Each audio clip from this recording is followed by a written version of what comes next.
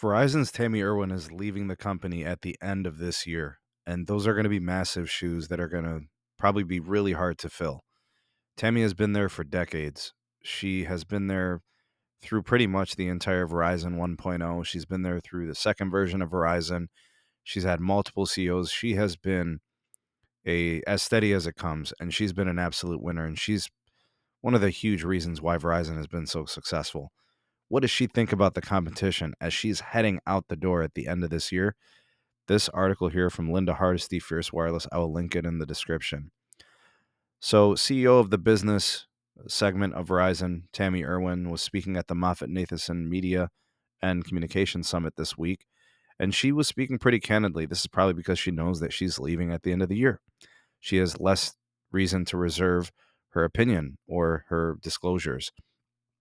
She said that in regards to how they worry about other competitors, T-Mobile, AT&T, she was quoted as saying, "We've been able to be very thoughtful and clear about what the consumer requirements are." So she's saying they focus more on the customer, and that's why they win. She went on to say, quote, "T-Mobile has continued to say, this is the year I'm going to take share from you. I'm going to give away free pricing in states. I'm going to go to $10 pricing." And that really has not parlayed into anything. Irwin went on to state, "I own 44% of the market share today in B2B, and every quarter I grow that. In fact, the last 4 consecutive quarters, we've increased our gross ads every single quarter." T-Mobile has been saying how they're going to take share. T-Mobile has been saying how they're going to take the business away from their competitors. That has not happened, even when they say that they're starting to focus on it. Tammy's saying, you ain't doing it. You're saying it, but it's not happening. And all of this, despite the fact that AT&T landed the FirstNet contract and should be able to convert all these first responders. They have added a lot of first responders. I think agency and first responder accounts, I think they're now at like 2 or 3 million activations. I forget the number. Don't quote me on it. It might be 3 million. But Verizon has a majority of those customers. AT&T has said, "I've launched a big FirstNet network." They've opened it up to everybody and anybody. It's not a network for first responders. It's open to everyone. And they're still not outcompeting Verizon. So she went on to say, "I do respect the competitive threat, but I spend more time on what does the consumer need." This woman gets it. She clearly understands what it takes to get a customer and keep a customer. She spoke to competition on cable and broadband with respect to the fixed wireless product. Here's some interesting stuff. She said, "If I want to deploy an SD-WAN, I need to go to the cable guys and buy their broadband. That takes 10 weeks to deploy. They're going to dig up the parking lot at Walgreens. That's too slow for customer deployment. What does fixed wireless allow them to do is get service up and running within 24 hours." She went on to say, "I can drop an antenna on the top of the roof at Walgreens, and I can deploy a commercial grade broadband that I can measure, monitor, and control all in 24 hours. My point exactly. I'm delighted that I now have the ability to compete outside my footprint." This is speaking to cable. "I've always had great fiber capabilities in down the eastern seaboard. Now I have the ability to compete more directly across the nation. The fixed wireless access makes them a national competitor because they have cell towers everywhere across the country." She went on to say that half of the fixed wireless customers are on the consumer side, half on the business side.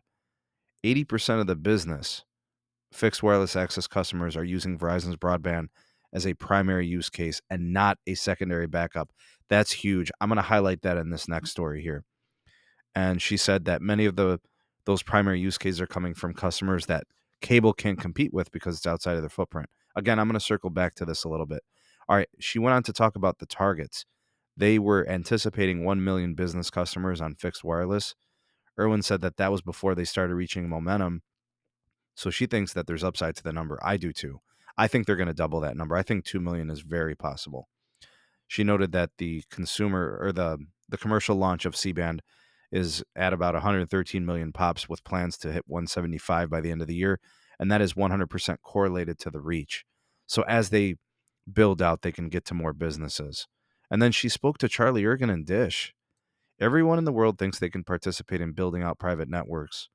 AWS has announced, yeah, we'll build you a private network on CBRS unlicensed. Well, they can do that too. She said, I've got a Solona product that allows me to do that today. Businesses want to try it for small applications. Great. Try it and use it. But she can also build big and complex private networks. And then specifically in relation to Dish, Charlie Ergen, the president of the company, has been talking about building a network for as long as it's been in business. It's not just about the network. It's about building out a strong distribution. I don't spend an ounce of timing worrying about Dish. Oh man, that's a damning comment. Now I have a lot of respect for Tammy Irwin, so this one hurts. I've been rooting Dish along this whole way. This one's hard to come back from, and she's not wrong for thinking that way. And all the Dish detractors have a reason to doubt Dish. It makes sense. They haven't done anything up to this point, and they haven't really done anything before in wireless, so there's no track record. So I totally get this, and she's right. Now I want to speak to this article, which takes an element of the last one. 80% of Verizon's fixed wireless business, they're using it as a primary connection. Wow, that's substantial. That means they're not using it as a fallback. That means they're using it as their primary. 80% of their customers are doing this. It's not a secondary backup, according to Irwin. That's a big shift, she said, given that Verizon has been supplying secondary backups using 4G for about a decade. So they have faith in their product, is what she's saying. Whether it's the gateways or it's the network itself, she feels really good about this. 80%, that is such a really high number. And people often say that, oh, I don't trust cellular, the network could go down.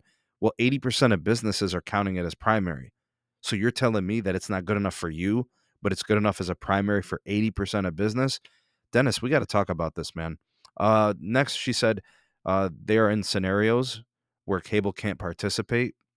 It's outside of their footprint, and they're going to be the primary business to really just capitalize on this.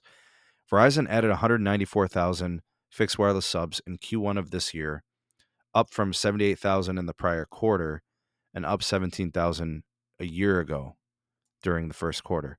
Verizon has added 112,000 consumer fixed wireless subs in Q1, and now they have a total of 216,000 on the consumer side and then 82,000 business subs. And she said that there's even more to like about fixed wireless on the enterprise side. Okay, so it says here we are providing OEM manufacturers in terms of the mobility model. She said you don't have that subsidy here. Oh, okay, so subsidies on the equipment. I like the ability to expand the relationship I have with customers and start with mobility relationship and expand it to broadband. So they're basically saying, hey, you got us for wireless. Let's explore, the fixed wireless option. Okay. All right, so that's kind of how they're going to connect that service. And that's kind of like T-Mobile's thing too, right? She went on to talk about the inflationary situation with the economy. They asked her about the price increases, the economic adjustment fee on the business side, going from 98 cents to $2.20. She said that it allows us to recover a piece of the pressure we're feeling, absorb some of that on behalf of the customers. They think they have the right balance. So she's basically saying, consumers are feeling the pressure. We can't just eat it all, but like we feel like we're taking on some of that grunt and letting the consumer deal with the rest of it. Okay, so I don't know. What do you guys think of that price bump situation? I don't know. That just seems like a little bit of politics there. But this statistic is crazy. People in business are counting on Verizon's cell network as their primary use case 80% of the time. And the fact that they're losing Tammy Irwin, man, this is going to be a huge loss for Verizon. She's been an essential asset and a reason for their success. And losing her is going to be huge. I have no idea who they're going to hire, who's going to replace her. They may never find somebody as good as her. Whoever it is has big shoes to fill, and hopefully they can be half of what she was. I think they'd be lucky if that was the case. Sound off in the comment section below. You are the voice of the people, the SMT Nation. Let your voice be heard. I'm going to go ahead and link these articles in the description. Please do like and share this video. Subscribe for more. Turn on the bell notifications to never miss an upload. Links in the description for my Patreon page, my Twitter handle, and my email. Thanks for watching. See you on the next one. Peace.